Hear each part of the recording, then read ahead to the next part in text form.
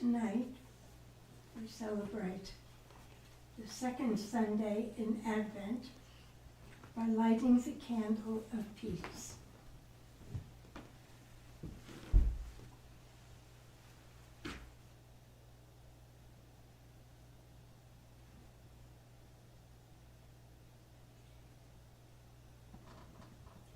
The coming of Christ is a day of promise. An excerpt from Psalm 85. Steadfast love and faithfulness will meet. Righteousness and peace will kiss each other. Faithfulness will spring up from the ground, and righteousness will look down from the sky.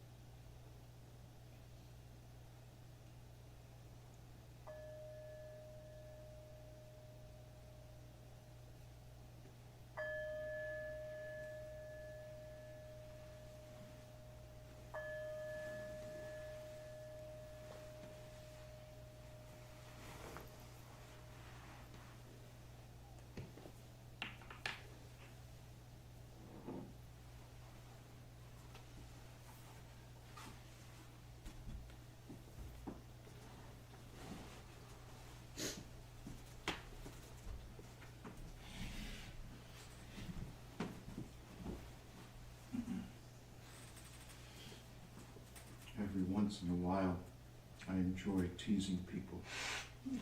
Probably more often these days than not. But, it's a privilege of getting older, I think. You get to say stuff that you couldn't say when you were in your 20s or 30s. You know. People just kind of look at you and smile. That's okay. And one of the things I like to ask people when I first see them in the morning, sometimes it's getting practice for the time when I'm saying it with all sincerity, is, who are you? Right? Like, who are you?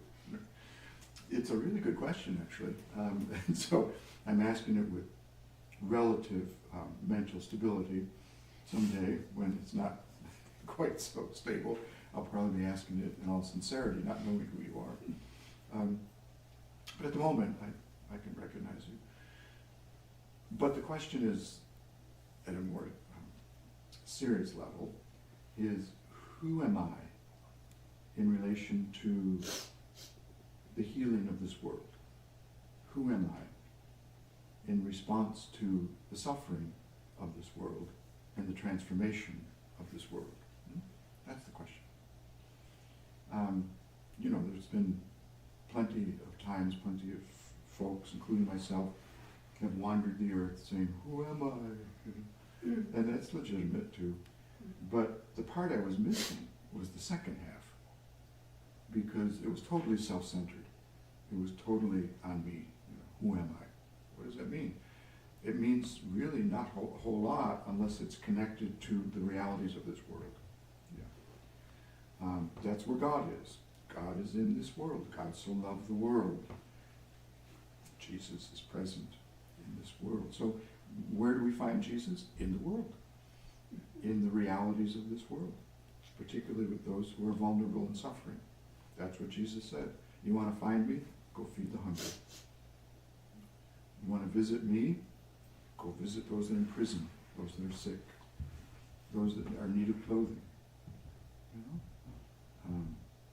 That's where I am. You want me? Go to them.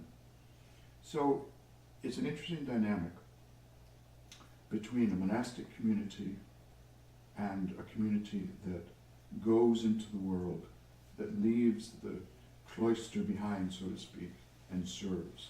It's one of the reasons why I'm delighted about the possibility of a children's park here, so that we can actually serve people who are not interested in our way of being spiritual, but we can serve them in terms of what they need, which is a healthy, happy, creative place for children and their families.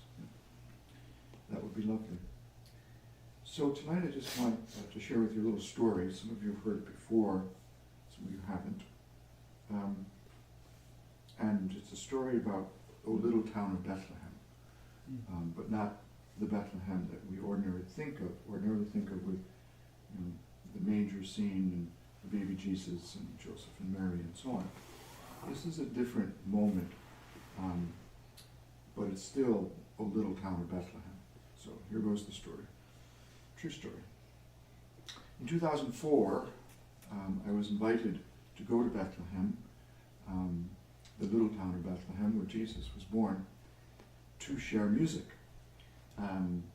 to sing songs with children and families and adults in schools, in Jerusalem, in Bethlehem, in refugee camps, and to meet the people, so to speak.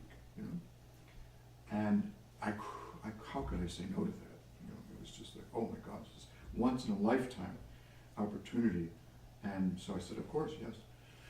So we raised a bunch of money and got in an airplane, very long flight, and landed, I believe we landed in, I'm trying to remember now, it wasn't Bethlehem, of course. Anyway, wherever we landed, we had to transport from there to Bethlehem, where there was a camp set up, and there was a refugee camp that had been there since 1947, 48. And I stayed there a lot of the time with the Palestinian refugees, many of whom had been born in that camp, and some again I've lived there since 1947, 48.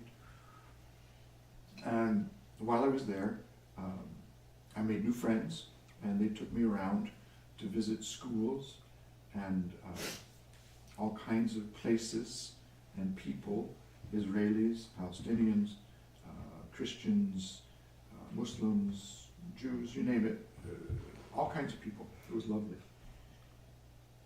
Except when it wasn't. And so that's what I'm going to share a little bit with you tonight. Just to, again, to share that the risen Jesus is not just in churches, not just in monasteries, not just in the so-called places where people think he is, but he is in the places that are in need. So, while I was staying there, I was in Jerusalem, and there was a suicide bomber that committed his act, and 12 people were killed. And it was a Palestinian person, and Israelis were killed. And we went to a Lutheran church, I remember, immediately after that was very close to the explosion. That event set off a string of retribution acts, including collective punishment, where the Israeli soldiers come into a refugee camp and destroy homes. I was sleeping in one of those camps when it happened. And the last night I was there, I had made friends with Ahmad. Ahmad might in fact be listening to this as we speak, or watching it at some point. Hello, Ahmad. And we became good friends, and still are good friends to this day. And he invited me into the camp to meet his mother, and we sat down to tea. And at nighttime, while I was there, we had falafel sandwiches. Oh, they were so good. Oh, so good. The tea, the bread, the conversation, it was just, I felt like I was right at home. And after staying there for a while, my last night there, I informed Ahmad, that I'd be leaving, and he said, well, it's been good having you, and I'm glad you were here, because the Israeli government will not enter the camp if they know an American is here. Really? They know I'm here? Who am I, They say, oh yeah, things are monitored. So I said, okay. So I left the camp, and we gave each other a big hug, and I went on my way back to the safety, relative safety of a house in Bethlehem proper. So leaving the refugee camp to a house. It was about a mile or so away. And about 3 o'clock in the morning, I get a phone call. The soldiers are here. They're going to blow up a house as a collective punishment for the suicide bombing. And I knew what he wanted me to do, right? I knew he wanted me to come, to be a witness to this act. Because this is a kind of news that is not reported in the mainstream media. New York Times, Washington Post, nothing picks up on this. It's not worthy. So I got my clothes on, and it was cold. It was like January 2004. And I started walking toward what I thought was the refugee camp. Because if you know me for long, you know that I am directionally challenged, extremely so. So to walk nearly a mile in the dark in Bethlehem towards the refugee camp outside of Bethlehem is a major challenge. Of course, I got lost. So now I'm wandering around the little town of Bethlehem looking for the refugee camp in the middle of the night, and it's cold, and it's dark, and then I remembered, oh yeah, there's a sniper up in that tower. Now, the sniper, Israeli sniper, is given permission to shoot anything that moves. That's the way it is. I remembered this, and I was scared. I was really scared. So as I walked, I said, please God, don't shoot me, don't shoot me, don't shoot me. And kept walking, and nobody shot me. And as I moved closer and closer to where I thought was the camp, I finally saw a little boy Now this is again, it's like 3:30, nearly 4 in the morning. And this little boy comes out of an alleyway and does this. So I followed him. He was Denzel's age actually. And so I followed this little boy through the alleys, not knowing where I'm going. Finally, I'm at the refugee camp, and there's Ahmad and a group of young guys. Right? And they see me, and we give each other a big hug, and he said, I'm so glad you're here, and let's go into the basement and wait. So we went to the basement, and there in this relatively small basement of a cinder block house, all cinder blocks, were about 10 or so people, Ahmad's mother, and a young couple with a baby, and some other people. But immediately I thought of Joseph and Mary and baby Jesus, the young couple with the baby. And there we sat together. What do you say? What kind of conversation do you have? You know the soldiers are going to blow up a house like 3 doors down. What can you do? So we sat there, and it was the first time I'd ever been in a situation like that, so it got really weird. We started joking, right? That's what you do when you're in a terrible situation and you want to distract yourself from it. So we started joking, and Ahmad said to me, hey, tell my friends how good I speak English. I said, what do you mean how good you speak? You suck in English. And he elbows me, knocks me off the couch. We all start laughing. And then it gets closer to 5 o'clock. And at 5 o'clock, you may know that in certain parts of the world, the Muslim call to prayer is heard through a loudspeaker over the entire area. It's the most beautiful sound. It's gorgeous. I wish I could replicate it, but I can't. And this flowing chant comes over the loudspeaker. And I think to myself, oh my, it's so beautiful. Maybe the Israeli soldiers will be so moved by this that they'll change their mind and not blow up the house where 3 families live. And so I turned to Ahmad and I said, Ahmad, do you think maybe there could be, and before I get another word out of my mouth, the house shook. The explosion happened. And there was silence. Nobody spoke.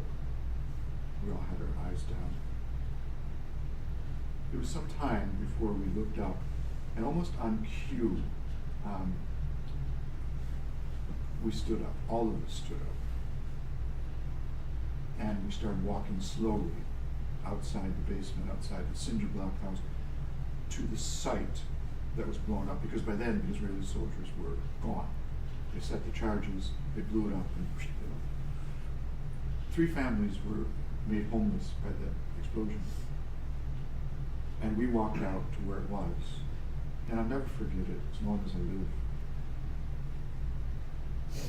I can't describe to you the scene very well, but everything was in rubble. Pipes were broken, water spewing everywhere. The smell was putrid. The explosion smell was horrible.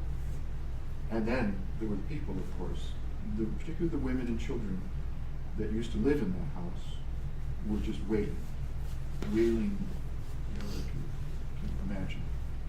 And the men, who are supposed to protect the women and the children in their culture, stood around helpless, because there's nothing they could have done. So we stood there for a long time, just listening to the sounds of the women and the children crying. We didn't know what else to do. And then finally, one by one, people started going back. And the families, of course, that were made homeless were welcomed into other families' dwellings until they could rebuild. So I came back to the States after that, and I was changed because I saw Jesus in the faces of the people who were just made homeless. I heard Jesus crying in the cries of the women and the children. And so forever, I was changed. And a little town of Bethlehem now means something very different. And especially after this past couple of years, when so much has been transformed into rubble there in Palestine. So much suffering, so much pain. I think it's important to remember what a particularly Christian pastor in Bethlehem says. He says, remember Christ is in the rubble. We may see Jesus during Christmas time, the baby Jesus in the manger, and that was true back then. But Jesus today in Bethlehem is in the rubble. And how we respond to human suffering is how we respond to Jesus. Whenever you've done it, he said, to the least of these, you're doing it to me. We'll close with a song.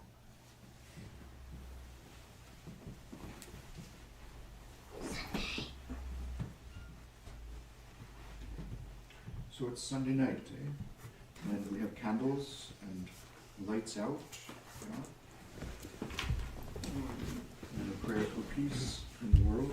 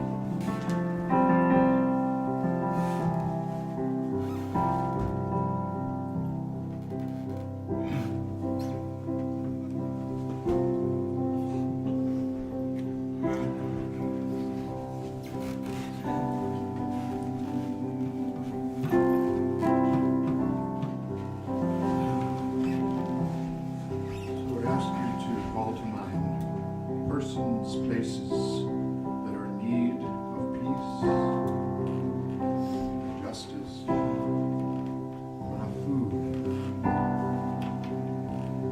Raise your hearts in prayer.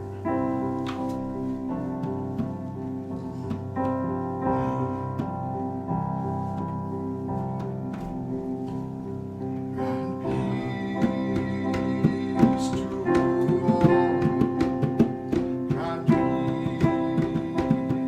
to all.